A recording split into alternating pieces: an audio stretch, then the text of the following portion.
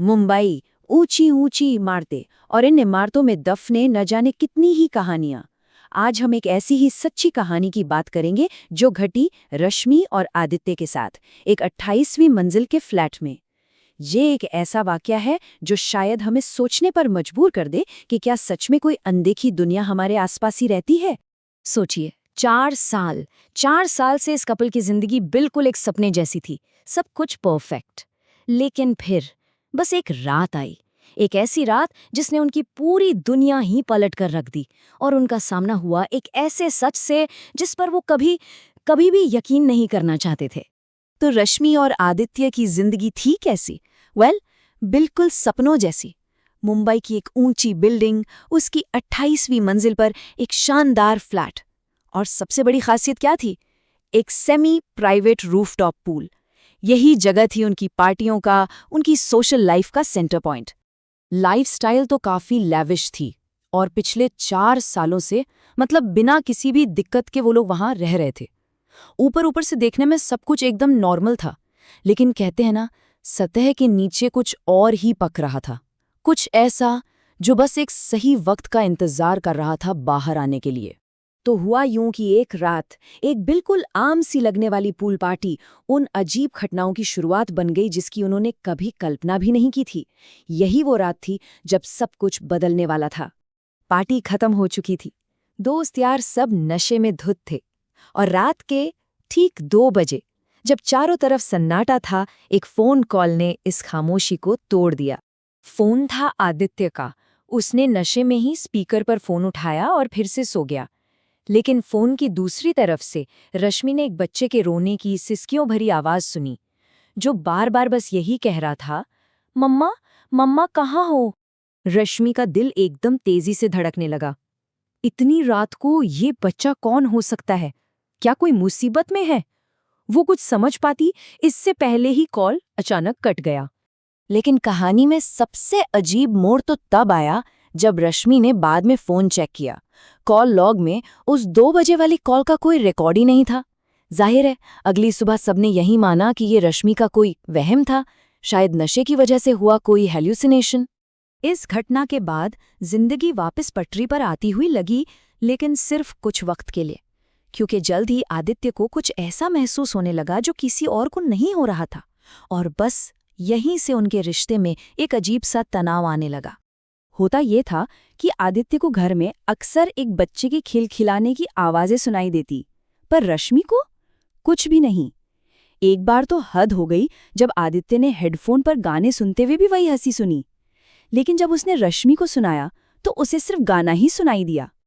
और फिर ये एहसास सिर्फ आवाजों तक नहीं रहा। एक दिन जब आदित्य घर में अकेला था, उसने अपनी आंखों से एक बच्चे की परछाई देखी, जो पलक झपकते ही भागकर उनके वॉक इन वार्डरोब में घुस गई। आदित्य एकदम सदमे में था। वार्डरोब का दरवाजा खुद ब खुद बंद हो गया, और फिर अंदर से एक बच्ची की आवाज आई जो उसे पापा कहकर अंदर बुला रही थी।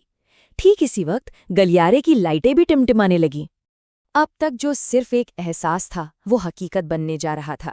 वो अनजानी शक्ति अब खुद को दोनों के सामने जाहिर करने वाली थी, और उनके सारे शक यकीन में बदलने वाले थे। ठीक उसी समय रश्मि घर लौटी। आदित्य को जमीन पर डरा सहमा देख वो घबरा गई। आदित्य ने कांपते हुए वार्डरोब की तरफ इशारा किया, और तभी अचानक गलियारे की लाइट एक धमाके के साथ फट गई। इस भयानक मंजर को देखकर आदित्य वहीं बेहोश हो गया। रश्मि उसे होश में लाने की कोशिश ही कर रही थी कि आदित्य ने उसका हाथ कसकर पकड़ लिया। उसकी आंखें एकदम लाल थीं, और फिर एक छोटी बच्ची की आवाज में उसने रश्मि से कहा, तुमने मुझे मार दिया ना माँ? क्यों? ये सुनते ही रश्मि के तो होश ही उड़ गए। और फिर वो हुआ जिसने साबित कर दिया कि ये कोई वहम नहीं था।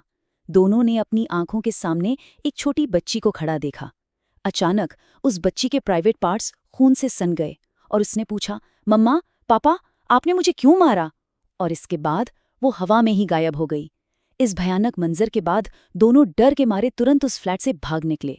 घर से भागने के बाद रश्मि और आदित्य ने ये जानने की कोशिश की कि आखिर उनके साथ ये सब क्यों हुआ, और उनकी इस खोज ने उन्हें 2 ऐसी दर्दनाक घटनाओं से जोड़ा जिनका आपस में एक बहुत ही गहरा और डरावना कनेक्शन था। छानबीन करने पर पता चला कि उनसे पहले जो परिवार उस फ्लैट में रहता था, उनकी बेटी की एक एक्सीडेंट में वहीं मौत हो गई थी और कुछ ही महीने पहले रश्मि का भी एक मिसकैरेज हुआ था। ये 2 अलग-अलग वक्त पर हुई दुखद घटनाएं थीं जो अनजाने में एक दूसरे से जुड़ चुकी थी। तब एक पंडित ने उन्हें ट्रिगर पॉइंट थ्योरी समझाई। इसके मुताबिक घर में उस बच्ची की आत्मा हमेशा से थी, लेकिन एक शांत डोर्मेंट स्टेट में। रश्मि के मिसकैरेज का जो गहरा सदमा था, जो दर्द था, उसने उस अकेली आत्मा को जगा दिया, ठीक एक ट्रिगर की तरह। तो हुआ ये कि बच्ची की आत्मा हमेशा से वहां थी। जब रश्मि प्रेग्नेंट हुई तो शायद उस अकेली आत्मा को एक कनेक्शन महसूस हुआ, एक उम्मीद मिली। लेकिन मिसकैरेज के दर्द और सदमे ने उसे एक्टिवेट कर दिया। वजह अब साफ थी और अब बस समाधान की जरूरत थी। उस आत्मा की शांति के लिए एक पूजा रखी गई ताकि उसे मुक्ति मिल सके। इस कहानी का सबसे इमोशनल हिस्सा ये है कि जब अंतिम पूजा चल रही थी, तब सिर्फ रश्मि को वो बच्ची आखिरी बार दिखाई दी। इस बार वो डरावनी नहीं थी, बल्कि मुस्कुरा रही थी, जैसे उसे अब शांति मिल गई हो। ये बात रश्मि ने कभी किसी और को नहीं बताई। सब कुछ शांत होने के बाद रश्मि और आदित्य उसी फ्लैट में वापस रहने लगे। आज भी वो वहीं रहते हैं और अब उनका एक बेटा भी है।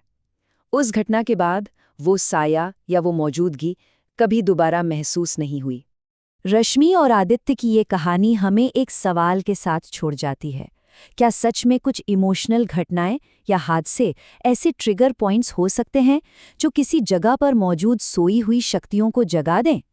ये एक ऐसा सवाल है जिसका जवाब शायद विज्ञान के पास नहीं है,